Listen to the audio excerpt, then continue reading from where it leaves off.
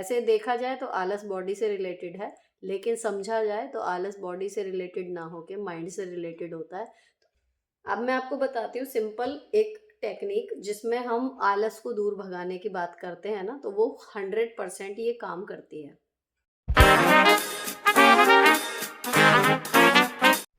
मुझे ना कई बार कमेंट्स ऐसे आते हैं कि हम चाह कर भी रूटीन बना तो लेते हैं लेकिन फॉलो नहीं कर पाते, और हम में से हर एक के साथ ये दिक्कत आती ही आती है। ऐसा नहीं कि मेरे साथ नहीं आती, सबके साथ आती है कि हम रूटीन बना लेते हैं लेकिन उसको एक्चुअल में जैसा चाह रहे थे कई बार हम उसको फॉलो नहीं कर पाते। तो कई बार टाइम इसमें ये भी नहीं है कि हम हर बार करना नहीं चाहते, करना तो हम सभी चाहते हैं तभी तो बनाते हैं, बात तो ये है। लेकिन कई बार इसमें रीज़न फिजिकल होते हैं जिनकी वजह से हम उसको पूरा नहीं कर पाते, अपने शेड्यूल को, अपने सोचे हुए टाइम टेबल को, या फिर जो उसमें बड़ा रोल प्ले होता है वो मेंटल होता है आपका। तो आपकी मानसिक स्थिति जो है वो आपको रोक देती है कहीं ना कहीं अपना टाइम टेबल स्ट्रिक्टली फॉलो करने में, जिसको हम दूसरे शब्दों में कह देते हैं आलस। तो वैसे देखा जाए तो आलस बॉडी से रिलेटेड है, लेकिन समझा जाए तो आलस बॉडी से रिलेटेड ना होके माइंड से रिलेटेड होता है।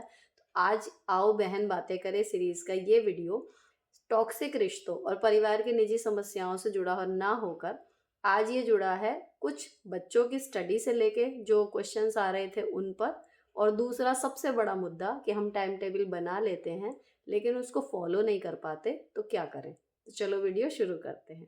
अब मैं आपको बताती हूँ सिंपल एक टेक्निक जिसमें हम आलस को दूर भगाने की बात करते हैं ना, तो वो 100% ये काम करती है। प्रैक्टिकल आप करके देखना किसी भी दिन, कभी भी, अभी चाहे तो। मान लीजिए आप सोच रहे हैं किसी काम को करने की लेकिन आपका मन नहीं हो रहा, आप लेटे हैं या आप फ़ोन चला रहे हैं या आप टीवी देख रहे हैं। यूजुअली यही काम होते हैं जब हम कुछ काम नहीं कर रहे होते, तो इन तीनों में से कोई एक काम हम कर रहे होते हैं। आप बैठे हुए हैं खाली या कुछ भी, ठीक है, लेकिन आपके दिमाग में चल रहा है कि मुझे ये काम करना है, और आपकी बॉडी आपका साथ नहीं दे रही, आप उठ नहीं पा रहे उसे करने के लिए, है ना। इस कंडीशन में आप अपने को एज्यूम कर लीजिए और तब आप देखिए मैं आपको बताऊं कि क्या करना है। आप सिंपली, अगर आप लेटे हैं या अगर आप फ़ोन रख रहे हैं या कुछ भी, मतलब आप जो भी इनमें से मैंने बताया वो कर रहे हैं, ठीक है, आप सिंपल 3 काउंट दीजिए अपने आप को, 1 2 3, और उठ जाइए। अगर आपके हाथ में फ़ोन है तुरंत उसको रख दीजिए, अगर आपके सामने टीवी ऑन है उसका जाके स्विच बंद कर दीजिए। अगर आप लेटे हैं, आपने 1 2 3 जैसे ही किया आप उठ के बैठ जाएंगे। आपको बैठना है, आपको अगले 5-7 मिनट तक ना तो कुछ भी सोचना है और ना ही अपनी बॉडी की तरफ ये देखना है कि मुझे यहाँ दर्द हो रहा था या मैं क्यों लेटा था। अपने आप को हमें रीज़न नहीं देने कि हम क्यों टीवी देख रहे थे, क्यों फ़ोन देख रहे थे या क्यों लेटे थे। सिंपल, यहाँ तक क्लियर हो गया। 1 2 3 ये कह के हमें सीधे उठना है, और जो काम हमारे दिमाग में था और इन केस हमारे दिमाग में नहीं था और हमने टू डू लिस्ट देखी, और उसके बाद उसमें जो काम भी लिखा है XYZ, वो कुछ भी हो सकता है, और उस काम को करने के लिए आपको चलना है, शुरू करना है उस काम को। अगर वो किचन का है तो किचन में जाना है, बेडरूम का है तो बेडरूम में जाना है, वॉशिंग एरिया का है वॉशिंग एरिया में जाना है, इवन कहीं बाहर का है तो बाहर जाने के लिए आपको अपने शूज़ डाल लेने हैं, ठीक है। और आपको बिना सोचे, कुछ भी सोचना नहीं है, यही मेन इसका पॉइंट है। कुछ भी सोचना नहीं है, जस्ट वो देखना है कि मुझे ये काम स्टार्ट करना है, बिना सोचे समझे उस टाइम पे जस्ट स्टार्ट। कुकिंग करनी है ना तो आप आ जाओ, कुछ मत सोचो, सिंपल आपको पता है कि ये बनाना है, आप सीधे चॉपिंग वगैरह स्टार्ट कर दो। अगर आपको पढ़ाई करनी है, आप सीधे जाओ अपने स्टडी की जगह पे जहाँ पर भी आप बैठ के पढ़ते हो, आप सिंपल बुक निकालो बिना सोचे समझे। आप जो सब्जेक्ट पढ़ने की सोच रहे थे ना उससे पहले, सोच आपने ये मान के चलिए कि सोच तो आपने पहले लिया, आप बुक निकालो, पेज खोलो एंड स्टार्ट रीडिंग। भले आपको 2-3 लाइनों में कुछ भी समझ ना आए लेकिन आप पढ़ना शुरू कर दो।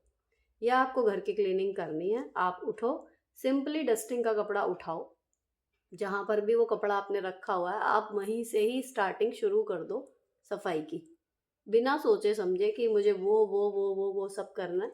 आप जहाँ हो जस्ट स्टार्ट, मतलब कहना चाहिए इसको कि आपको केवल वो काम स्टार्ट कर देना है। अब वो पूरा कैसे होगा, उसकी क्या प्लानिंग आप करोगे, कुछ भी वो सब आप बाद में सोचना। स्टार्टिंग के 5 मिनट आपको बिल्कुल कुछ नहीं सोचना है, सिंपल उठो और शुरू कर दो। और इस पोजीशन में आपको अपने माइंड की नहीं सुननी, आपको अपनी बॉडी की नहीं सुननी उस टाइम पे, बस आप मशीन की तरह गए, इसको फॉलो करते हुए कि मैं ये टेक्निक अप्लाई कर रही हूँ, और आपने जाके स्टार्ट कर देना है उस काम को। विद इन 5 मिनट आपके माइंड और बॉडी अपने आप रिदम में आ जाएगी, और उस काम को आप फिर धीरे धीरे, जैसे जैसे वो प्रोग्रेस होती जाएगी, 5 से 7 मिनट, 8 मिनट, 10 मिनट होते होते आपका माइंड को समझ में आ जाएगा कि ये मेरी नहीं सुन रही है, आपकी बॉडी को समझ में आ जाएगा, और आप सरप्राइज हो जाओगे, आप एक्चुअली वो काम कर भी रहे होंगे, और थोड़ी देर बाद जो भी उसका नॉर्मल टाइम है आप पूरा कर दोगे उसे। ट्राई करके देखना, ये चीज़ काम करती है। वरना जब मेरे साथ भी ऐसा होता है कई बार, जब मैं अपसेट होती हूँ या कुछ भी होता है कि जब मेरा रूटीन डिस्टर्ब हो जाता है, मैं बिस्तर पे लेटी हूँ, मेरे दिमाग में चल रहे हैं दसियों काम, लेकिन मैं सोच रही हूँ कौन सा ज़रूरी है बस वो निपटा लूँ, या कौन सा छोड़ा जा सकता है उसे छोड़ दूँ। दुनिया भर की चीज़ें चल रही होती हैं, लेकिन ऐसा होता है जैसे बॉडी को किसी ने बेड पे बांध दिया है, और आपका उठने का मन ही नहीं हो रहा, और आप उठने के लिए सोच भी रहो, बैठ भी रहो, यहाँ दर्द हो रहा है, वहाँ दर्द हो रहा है, ऐसा लग रहा है, वैसा लग रहा है, ये सब चीज़ें फील होती हैं। फिर मैंने ऐसे ही ना, मैं मतलब पढ़ती रहती हूँ। बुक्स तो मेरे पास कम ही है मैं कहूँ, क्योंकि मैं बुक्स बहुत पढ़ती हूँ, लेकिन मैं सोशल मीडिया पर भी, इंस्टाग्राम पे या एफबी पे भी कई बार ना बुक्स की क्लिपिंग के पेज आते हैं, फोटोग्राफ या उसमें हाईलाइटेड होते हैं कुछ अच्छे इस तरीके की चीज़ें, जैसे जीने की कला किताब में है, तो उनको ही मैं ज़्यादा पढ़ती हूँ। मेरा जो मोस्टली टाइम है, अगर जो मुझे मिलता है कि अभी मैं किसी फिजिकल काम को करने की कंडीशन में नहीं हूँ, और ये वाला कर सकती हूँ कि लेट के बस मुझे फ़ोन चलाना है, उस टाइम पे ना मैं ये ऐसे ही पढ़ती हूँ, तो कहीं से कोई थॉट, पता नहीं क्या चीज़ अच्छी समझ में आ जाए, ये वाली चीज़ होती है। तो ऐसे ही ये रैंडमली ना, ये 1 2 3 वाली टेक्निक मुझे अब याद भी नहीं है मैंने कौन से प्लेटफॉर्म पे देखी थी, लेकिन मैंने देखी, मुझे अच्छी लगी, और मैंने फिर अप्लाई करके देखा इसको अपने ऊपर। तो ये सच में मैजिक की तरह काम करती है। आपका आलस जो है वो ख़त्म हो जाएगा फॉर श्योर। जिस काम को आप तब से करने की सोच रहे थे लेकिन कर नहीं पा रहे थे ना, आप स्टार्ट कर दोगे और उसे पूरा भी कर लोगे, क्योंकि मेरे साथ हुआ, तो आई थॉट कि आपके साथ भी मैं ये शेयर कर दूँ। ये तो हुई एक जनरल बात कि जो सबके साथ दिक्कत आ रही है। अब जो क्वेश्चंस आए हैं, एक आया है फिजिकल वर्क हो जाता है आपकी वीडियोस देख के, लेकिन मेंटल वर्क में कंसंट्रेट नहीं कर पाती। तो मतलब जब वो पढ़ने बैठती हैं, कंपटीशन की तैयारी कर रही हैं, तो उनके दिमाग में घर के काम वगैरह चलते रहते हैं।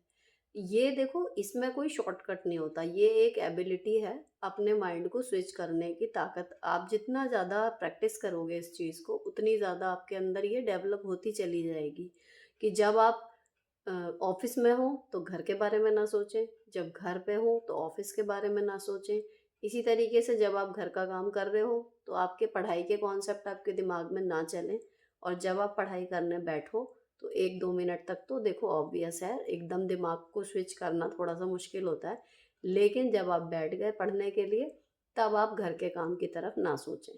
और इसमें आपकी मदद कर सकता है एक प्रॉपर टाइम टेबल, कि हाँ, जब आपके घर के काम देखो निपटे हुए होंगे ना समय के अकॉर्डिंग, प्रायोरिटी के अकॉर्डिंग, तो अपने आप जब आप पढ़ोगे तो आपका दिमाग घर के कामों की तरफ नहीं जाएगा कि मेरा ये काम पड़ा है, मेरा वो काम पड़ा है। आपको पता है कि मुझे इतने से इतने बजे तक पढ़ना है, और उसके बाद फिर मैं ये काम इतने से इतने बजे तक करने वाली हूँ। तो आपके लिए बेटर यही है, अगर बिल्कुल सटीक तरीका मैं आपको बताऊँ, तो एक तो आप अपने दिन की ना घंटों के हिसाब से प्लानिंग कर लो कि कितने बजे से कितने बजे तक क्या-क्या काम आपको निपटाने हैं घर के। और उसके बाद पढ़ाई के आपके कितने घंटे आपने फिक्स किए हैं, तो जो आपके पढ़ाई के घंटे हैं वो अनडिस्टर्ब रहेंगे, और उस टाइम पे आप प्रैक्टिस करो धीरे-धीरे, कि अगर घर को लेके कोई थॉट आ भी रहा है ना, तो अपने माइंड को यही बोलो कि इट्स ओके, सब काम हो जाएँगे, कोई दिक्कत नहीं है। फ़िलहाल जो मैं ये बैठी हूँ, ये समय इन किताबों का है, तो ये मुझे देना है। तो ये ना एक स्किल है एक तरीके से, जो आपको डेवलप करनी पड़ेगी, धीरे-धीरे आती है, एकदम से नहीं आएगी। लेकिन हाँ, ये बात है कि जिसमें ये चीज़ आ गई कि वो जहाँ पर है और जो काम कर रहा है, उसमें अपना 100% दे रहा है, तो वो बंदा मल्टीटास्किंग का चैंपियन बन जाता है। बहुत सारी चीज़ें वो आराम से कर लेता है, क्योंकि वो एक टाइम पे सिर्फ़ एक ही काम कर रहा होता है। और जब हम कर कुछ रहे हैं, सोच कुछ रहे हैं, तो होता ये है कि ना तो जो कर रहे हैं वो पूरा हो पाता है, और जो सोच रहे हैं उसमें तो हम है ही नहीं, तो वो होगा कैसे? तो तो ये ना एक प्रोडक्टिविटी को किल करने वाली हैबिट है, और ये इनबिल्ट होती है। लेकिन एक टाइम पे एक काम करना और उसी में अपना पूरा ध्यान लगाना, ये हमें कमानी पड़ती है। तो आपको इसमें थोड़ा-सा मतलब पर्पज़ली एफर्ट डालने पड़ेंगे कि धीरे-धीरे आप कोशिश करो, हो जाएगा। अब सारे क्वेश्चन ना छोटे-छोटे बच्चों को लेके आए हैं। पहला जैसे ये नोट किया हुआ है मैंने कि सेकंड के एग्ज़ाम की तैयारी, सेकंड क्लास के एग्ज़ाम की तैयारी कैसे कराएँ? अब सेकंड के एग्ज़ाम की तैयारी तो ऑब्वियस है, लेकिन मतलब ऑब्वियस कहने का कि छोटा बच्चा है, तो उसकी लिख के ही प्रैक्टिस करवाओ आप। सुन के करोगे तो उतना अच्छा पेपर में नहीं कर पाएगा। जितनी भी चीज़ें हैं उसके कोर्स की, उनको थोरली उसने लिखा हो तो वो ज़्यादा अच्छे से वहाँ परफ़ॉर्म कर पाएगा। जैसे वो अपने घर पे या क्लास में टेस्ट करता है, वैसे ही उसको फ़ील होगा एग्ज़ाम है ना? और एकदम से सारा उसको याद कराने की आप सोचोगे, वो भी नहीं हो पाएगा। तो सेकंड क्लास का ऐसा है, फर्स्ट, सेकंड, थर्ड तक भी, कि आप थोरोली पूरे साल उसको वो चीज़ें कराते रहो, तो एग्ज़ाम का प्रेशर वो बच्चा फिर उस पे मतलब आप ले लोगे, बच्चा नहीं लेगा, ये वाली चीज़ आ जाती है। अगर अच्छा परफ़ॉर्म कराना ही है, तो उसका तरीका यही है कि एग्ज़ाम के टाइम पे फिर एकदम से प्रेशर मत दो। अगर है तैयारी, बढ़िया चीज़ है, रिवीज़न करवाना है तो वो लिख के ही कराना पड़ेगा, आप टाइम लेके चलो।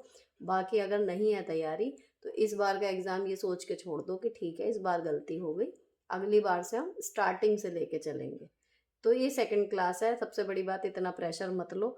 और दूसरी चीज़ है कि अगर हम बीमार हैं तो खुद को एक्टिव कैसे रखें? देखो, अगर बीमार हो तो फिर वही है कि दवाई भी लेनी पड़ेगी, आराम भी करना पड़ेगा, और कुछ काम जो टाले जा सकते हैं उनको टालना भी पड़ेगा। एक्टिव रहने का बस इतना ही है कि जितना हो सके आप उतना कर लो। उसमें ज़रूरी काम आते हैं जैसे खाना, बर्तन, और भई इतने कपड़े कि हम पहन के साफ कपड़े घर से बाहर जा सकें, तो ये सब चीज़ें कर लो। बाकी जो हैं थोड़े बहुत साफ-सफाई का है या फिर रंग-बिरंगा खाना बनाने का है, इस तरीके की चीज़ें आप थोड़ी देर के लिए स्किप कर सकते हैं जब तक आप बिल्कुल फिट ना हो जाएँ। लेकिन अगर आप बीमार हैं तो ऑब्वियसली आप उतने एक्टिव नहीं रह पाओगे जितना मतलब नॉर्मली में रहते हैं। लेकिन हाँ, जब हम माँ बन जाते हैं, एक गृहिणी होते हैं, हमें पता होता है कि हमारे ऊपर ही हमारे घर का दारोमदार है, तो बीमारी में भी हम लोग थोड़ा बहुत काम कर ही लेते हैं। एकदम से बिस्तर हम लोग नहीं पकड़ते, ये तो टैलेंट आ ही जाता है सब में। अगला क्वेश्चन आता है, 5 इयर्स का बेटा है और मेरा बेटा पढ़ने में बहुत नाटक करता है, उसको पढ़ाऊँ कैसे? उसकी उम्र है नाटक करने की। फ़िलहाल उसकी पढ़ाई को लेके इतने सीरियस होने की हमें भी ज़रूरत नहीं है, लेकिन हाँ, जब आप ऑप्शन देते हो बच्चे को कि वो चाहे तो पढ़े, वो चाहे तो ना पढ़े, तो बच्चा टेंट्रम ज़्यादा दिखाता है। लेकिन अगर आपने घर का माहौल ऐसा बनाया हुआ है, अपना अप्रोच ऐसा बनाया हुआ है कि उसको पता है कि इसका कोई ऑप्शन नहीं है पढ़ने का, होमवर्क करने का, तो वो कहीं न कहीं जो अपोज़ करना है ना, वो बंद कर देता है।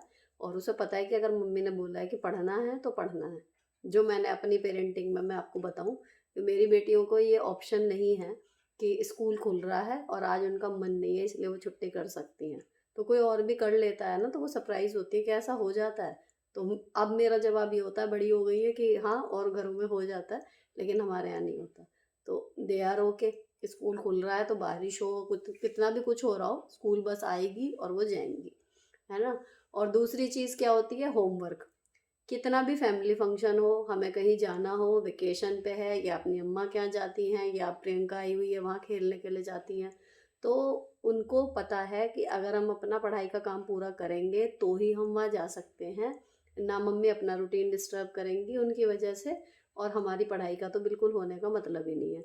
तो जैसे मेरे लिए मेरे बाकी के काम हैं, वो देखती हैं ये चीज़ कि वो कैसे भी करूँ, मैं रात को 1:30 बजे तक करूँ या सुबह जल्दी उठ के कर रही हूँ, लेकिन कितना भी इधर-उधर चीज़ें चेंज हो रही हों, हमारा रूटीन के जो काम है वो डिस्टर्ब नहीं होते। तो सेम चीज़ उनमें भी वो आ गई है कि चाहे कुछ भी हो, हमें चाहे पहले पढ़ना पड़े या आज एक्स्ट्रा पढ़ना पड़े, अगर कल फ्री होना है तो पढ़ना तो है।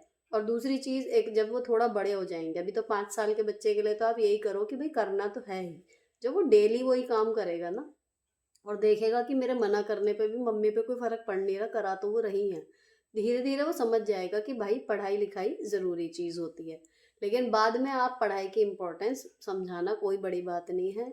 उसे ये कहना बच्चे को कि हमें जो कुछ भी आता है, हम बड़ों को भी सब कुछ इसीलिए आता है क्योंकि हमने किताबें पढ़ी और हमारे बड़ों ने किताबें पढ़ी, कुछ उन्होंने हमें सिखाया, कुछ टीचर्स ने सिखाया। तो अगर आप इनमें पढ़ोगे नहीं, तो आपको कुछ भी पता नहीं लगेगा। जितना भी ज्ञान है वो इन किताबों में ही है।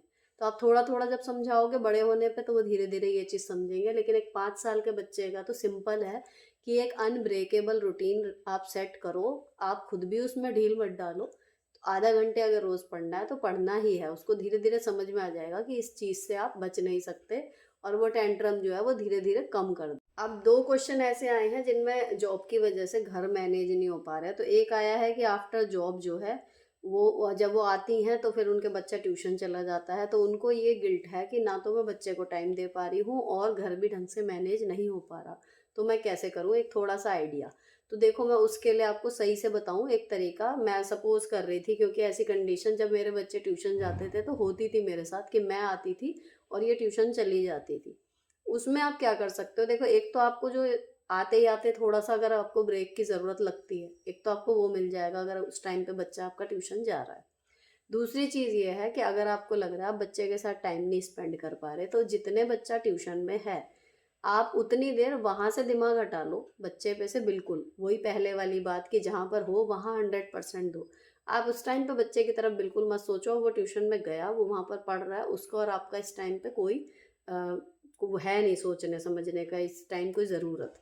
तो इस टाइम पे आप क्या करो, पूरा अपना जितना हो सकता है आपसे पूरी स्पीड में अपना घर का मैक्सिमम काम आप उसे 1 सवा घंटे में निपटा लो, जितनी देर बच्चा ट्यूशन में है।